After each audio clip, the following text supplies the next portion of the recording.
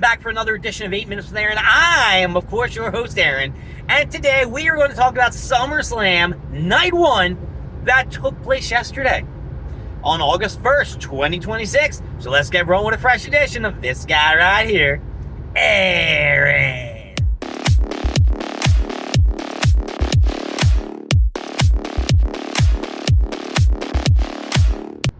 Hey folks, how's everybody doing on this Sunday? I hope everyone is enjoying their day off on the weekend. If you're working, that sucks. You're just like me. Anyway, we're going to discuss a little bit about WWE, Summerslam that happened yesterday. Some things I did like, some things I didn't like, and whether or not you care or not to hear it, my opinion matters because this is 8 Minutes with Aaron. So, let's run down what happened on the card. It started off with Liv Morgan and Io Sky, which I will tell you was very, very strange that Liv Morgan retained her title at the end of the match. That's right, she retained, she got the victory over Io Sky, and this is coming off of Danhausen cursing her. Now, I thought the curse was supposed to make you lose, but Danhausen's curse apparently did not make Liv Morgan lose. So, did something happen? Did they say screw the whole curse angle? Or are they going in a whole different direction with Danhausen and Judgment Day, which would be pretty neat because, to be fair with you, I think that just has to end. It's just getting bad. And that segment last Monday on Raw with Danhausen and Joe Henry was just awful. All right, the next match I think that was on the card, which I'm going to be honest with you, I really wasn't paying attention much, I think was Gunther versus Nick Aldis. Now, I saw bits and pieces of the match because I was leaving work and getting everything together.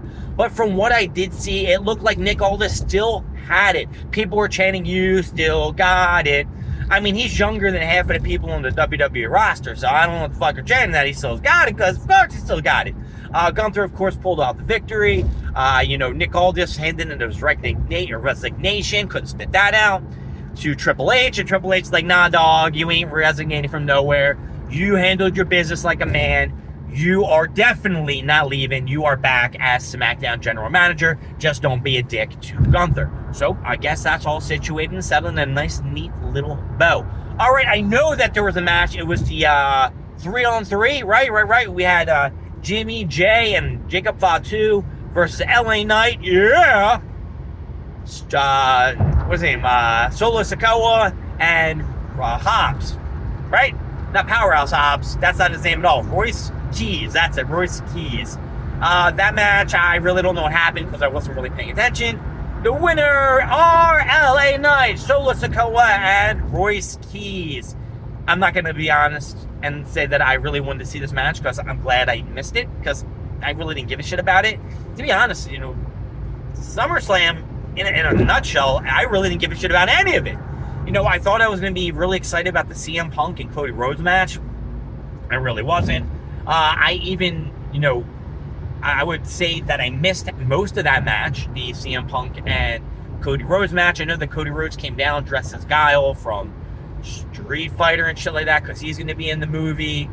Maybe Roman Reigns is going to dress up like Akuma tomorrow or whatever the fuck he's going to look like for the Street Fighter movie. To make a long story short, this match was probably one of the best matches of the night, if not for the last match. They didn't even main event the card. They were the second act to the main show, which was kind of like a little booty in my opinion, but I don't know. CM Punk seemed not to care. He was talking shit on the after show, and it was really good. But let me talk about the match. It was a good back and forth. CM Punk injured his knee, so he didn't know if he was going to be able to get to go to sleep on Cody Rhodes. Of course, he did get to go to sleep on Cody Rhodes. Cody Rhodes, of course, was able to hit, his stunner, the Cody Cutter, and crossroads and shit like that for close counts, for close two. And nothing came out of that. And then towards the end of the match, of course, there was a ref bump. Out came Randy Orton after a crossroads was hit on the CM Punk by Cody Rhodes, where he could have gotten the pin. CM Punk rolled out to the floor. Out came Randy Orton. A little bit of an RKO. CM Punk came back in the ring. Gave a little GTS. 1, 2, 3. The ref apparently was back in action, ready to go by that time. Here is still your reigning, defending, the best in the world, which I don't have a problem with, CM Punk. Yeah, CM Punk.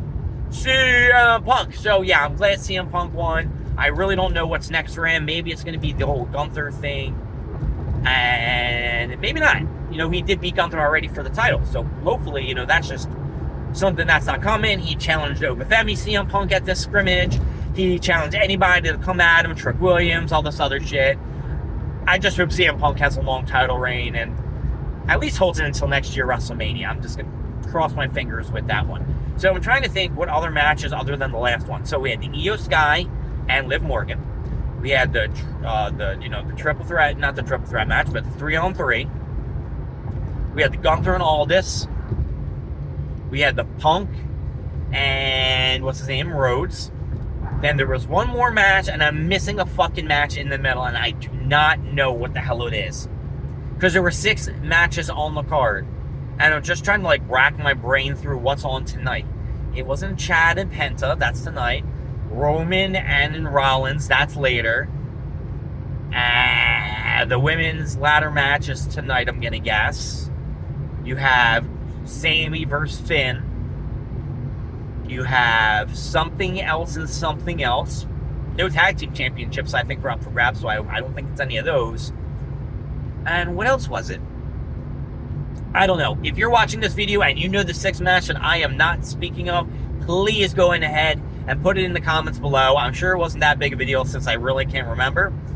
And let's just talk about the final match. Yeah, let's talk about the final match. Brock Lesnar versus Oba, which we all knew that Brock Lesnar was probably going to lose. We knew it might be his last match after retiring, you know, again, after his first loss to Obafemi. We're like, you know, Brock's kind of washed up and done. And you know what? Brock showed up tonight and he fucking brought it to Obafemi. Now, Obafemi got his ass beat. He took a bigger ass beating than he did the second time where he lost.